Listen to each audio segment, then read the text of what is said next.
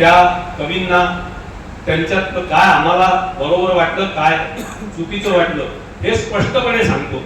आणि समोरचाही माणूस तो ते चांगल्या उद्दिष्टाने किंवा चांगल्या दृष्टिकोनातून त्याला घेतो आणि त्याप्रमाणे स्वतःमध्ये सुधार करण्याचा प्रयत्न करतो. तर हे जे काही आहे हे ट्युनिंग आपसातलं ज्या लोकांचं झालं ते त्यात टिकून राहिले आणि त्या कविवारला वारंवार म्हणजे 10 वर्ष तरी निदान ते चाललं आहे. याच्यात जसं आता मी म्हणतो किंवा मी कविता लिहिते नव्हती किंवा कविता किंवा कोणत्याही साहित्याचा माझा काही अभ्यास नाही, फक्त एक आवड म्हणून लहानपणापासून कविता पाठांतर वगैरे, तर कविता आवडणे एवढा भाग. तर मग आम्ही काय सांगणार आहे ना, तर मी अनेक वेळा हे सांगत आलो तिथेही पण की त्याच्या काव्यात्मक बाजूवर मी काहीही बोलू शकणार नाही, कारण ते माझा त्याचा अभ्यास नाही किंवा माझं काही त्याचं ज्ञान नाही. पण मी त्याच्या कंटेंट बद्दल वारंवार लोकांना सांगत आलो की कंटेंट मध्ये काय मला कमी जाणवली किंवा काय दोष जाणवला तो मी वारंवार सांगत आलो. तर असं ज्याला जे त्यातलं भावत होतं किंवा जे भासत होतं ते प्रत्येक जण त्या ठिकाणी मुक्तपणे मांडत आलं आणि त्यातून प्रत्येकाच्या म्हणजे जसं अनेकांना गेय कविता सादर करण्याची सवय असते, त्या गेय कवितेमधला एक दोष जो मला नेहमी जाणवला आणि तो मांडलाय प्रत्येक वेळी की काय आहे की तुम्ही एखादा शब्द लांबवून गायले तर तुम्हाला वाटतं ते मीटर मध्ये आहे, पण ती कविता म्हणून मीटर मध्ये नसते. पुष्कळ मुक्त छंद असेल तर काही वादच नाही, पण मीटर मधली गाणं तुम्ही म्हणताय तिथे मीटर मध्ये आहे, पण त्याच्यातलं एखादाच ह्रस्वाला दीर्घ करून टाकलं तर ते बसून जातं त्या चालीमध्ये जरी बसलं तरी कविता म्हणून ते बसत नाही. हे जेव्हा तुम्ही त्या कवीला सांगता तो त्याच्यावर विचार करतो आणि तो सुधार करतो. ही देखील एक त्यातलं आम्हाला अनुभव आलेली गोष्ट आहे. आणि या कविवार मधून ज्या काही गोष्टी म्हणजे आता मी जसं सांगितलं की कविवार सुरू होण्यापूर्वीच ज्या लोकांना महाराष्ट्र पातळीवर मान्यता जे प्राप्त होते अशाही लोकांची मी नावं तुम्हाला सांगितली की म्हणजे मान्यता प्राप्त या अर्थाने किंवा अखिल भारतीय कवी साहित्य संमेलनात ते निमंत्रित कवी म्हणून गेले आहेत किंवा कुठल्या तरी पुस्तकांमध्ये त्यांच्या कविता इन्क्लूड झालेल्या आहेत. तर या अर्थाने त्यांना मान्यता प्राप्त कवी आपण म्हणतो. बाकीही कवी आमच्याकडे भरपूर होते की जे अनेक वर्षापासून कविता करत होते. जसं आमचा नरेश आहे तो गाणे लिहितो आणि त्याचे गाणे भरपूर म्हणजे पॉप्युलर होतात कारण त्याची लँग्वेज लोकांचे विषय वगैरे, पण तो देखील त्याच्यात सुरुवातीपासून सहभागी आहे. तर अशा या सगळ्या जुन्या नव्या अनुभवी अननुभवी अशा सगळ्या लोकांनी मिळून आपापलं कवितेविषयीचं ज्ञान. बरं आता इतके सगळे जे त्या विषयाचे अभ्यासक लोक सुद्धा आमच्यामध्ये होते, तर ते त्याचं विश्लेषण जेव्हा करत होते तर बिना पुस्तक वाचताही आम्हाला कवितेत काय पाहिलं पाहिजे, काय असलं पाहिजे या गोष्टी आम्हाला ज्यांनी त्याचा कधी अभ्यास नाही केला त्यांना देखील कळायला लागले.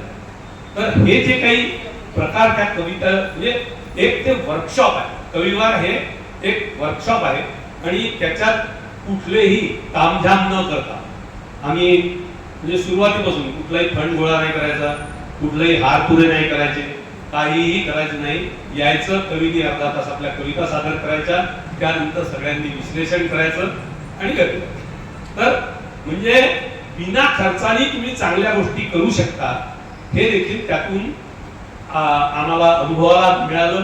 अनेक लोकांना सुरुवातीपासून असं वाटत होतं की नाही काहीतरी कलेक्शन आपल्याला करावं लागेल. सुरुवातीला काही लोकांचे असेही म्हणजे आता साहित्यातले जे राहतात ना वेगळ्या वेगळ्या विंग्स, अंक साहित्य तंक साहित्य आहे, मग हे आपलं आहे की नाही इथपासून प्रत्येकाला वाटत होतं. पण एखाद वर्ष ते चालल्यानंतर ते सगळे लोकांचे जे काही शंका कुशंका होत्या त्या दूर झाल्या आणि सगळ्यांनी पूर्णपणे त्यात सहभागी होऊन आपलं जास्तीत जास्त चांगलं योगदान त्या ठिकाणी दिलं आणि तो कविवार फुलत राहिला. आणि आम्ही म्हणजे त्याला आपण असं म्हणू की बाबा काही वेळानंतर असं वाटतं की मग तेच ते होत आहे. मग अनेक जणांच्या काहीतरी वेगळ्या अडचणी असतात, तेव्हा आम्ही त्याला बंदही करतो आणि मग पुन्हा सगळ्यांना वाटतं की नाही नाही काहीतरी मिस होता, आपण पुन्हा चालू केलं पाहिजे. तर सगळे म्हणतात मग पुन्हा आम्ही मिटिंग घेतो, पुन्हा मगाशी सांगितल्याप्रमाणे सर्व सहमतीने त्यावर विचार सर्व सहमतीने ठरवतो की बघ चालू करायचं की नाही करायचं. तर ही अशी त्याची एकंदर रूपरेखा आहे. त्याच्या मागचा हा जो काही बॅकग्राऊंड आहे ती काय त्याच्या मागचा उद्देश आहे वगैरे, तर ही अशी प्रक्रिया कलेच्या कोणत्याही संदर्भात राबवली जावी असा माझा तरी व्यक्तिशः आग्रह आहे. मी मगाशी जसं सांगितलं की नाटकात हे करण्याचा मी 4-5 वेळा प्रयत्न केला पण तो काही सक्सेसफुल झाला नाही. कदाचित चंद्रपुरातल्या रंगकर्मींना असं वाटत असेल की बा आपल्याला काही शिकायची गरज नाही, आपण पोहोचलेलो आहोत आणि पण त्याचे परिणाम जे होतात ते आपण पाहतो की एकाला कोणाला नंबर मिळाला की इकडे कुजबूज चालू होते, ते मॅनेज झालं वगैरे वगैरे. मी त्या बाबतीतही नेहमी सांगत असतो की आपण आनंद घेण्यासाठी तिथे जाऊ, नंबर मिळाला तर तो बोनस, पण आनंदच आपण त्याच्यातून घालवला. अरे साला त्याला नंबर मिळाला मला नाही मिळाला, तर म्हणजे मी नाटक केल्याचा आनंद सोडून त्याचं मनात झुरतच राहील. तर काही म्हणजे कलेचा आनंद घेणं शिकलं पाहिजे आणि त्या आनंदासाठी त्या कलेमध्ये आपल्या सुधारणा करण्याच्या दृष्टीने जे कोणी आपले हितचिंतक आहेत ते आपल्याला जे सांगतात ते आपण ऐकून घेण्याची तयारी ठेवली पाहिजे. हे आम्ही निदान कवितेच्या बाबतीत चंद्रपुरात हे रुजवू शकलो आणि चंद्रपुरातले अनेक कवी, म्हणजे मी मगाशी नावं पुन्हा तुम्हाला रिपीट करतो कारण बरेच जण नव्हते, जे नामांकित कवी त्याही वेळी होते. पद्मरेखा आहे, मुघल सर आहेत, श्रीपाद जोशी आहे, बनसोड सर आहे आणि मी प्रशांत मडकुवारचं नाव घेतलं. प्रशांत मडकुवार त्यावेळी काही खूप नावाजलेला वगैरे जरी नसला तरी तो चांगला कवी तेव्हाही होता, पण पुढे जाऊन तो पुण्याला जाऊन राहिला आणि अनेक सिनेमांसाठी गाणे लिहायचं त्याला चान्स मिळाला आणि आज तो मराठी सिनेमामध्ये त्याचे किमान माझ्या माहितीप्रमाणे 25-30 गाणे आज त्याचे मराठी सिनेमामध्ये आहेत. तर ही जी काही मंडळी होती यांनी मनाचा मोठेपणा दाखवून आमच्यासारख्या नवीन लोकांना सोबत घेऊन हा सगळा प्रयोग केला आणि त्यामुळे हे यशस्वी होऊ शकलं. मी मोठा असं मानून जर कोणी चालायला लागलं तर कोणाचाच विकास होऊ शकत नाही. मोठा ज्या ठिकाणी मोठा आहे तिथेच राहील, तो आणखीन वर जाणार नाही आणि खालच्यालाही तो वर उडू शकणार नाही.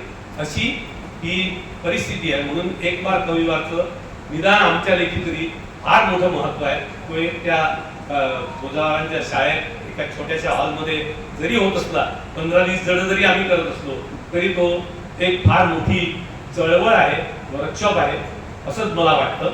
आणि यापुढे बाकी मी पुन्हा सांगतो की साहित्याचा माझा काही अभ्यास नसल्यामुळे ते पद्मरेखाला म्हटलं आधी किंवा तो विषय तू बोलायचा किंवा त्या दृष्टीने काय झाला तर ते बोलतीलच. मी या ठिकाणी आपला निरोप घेतो. धन्यवाद.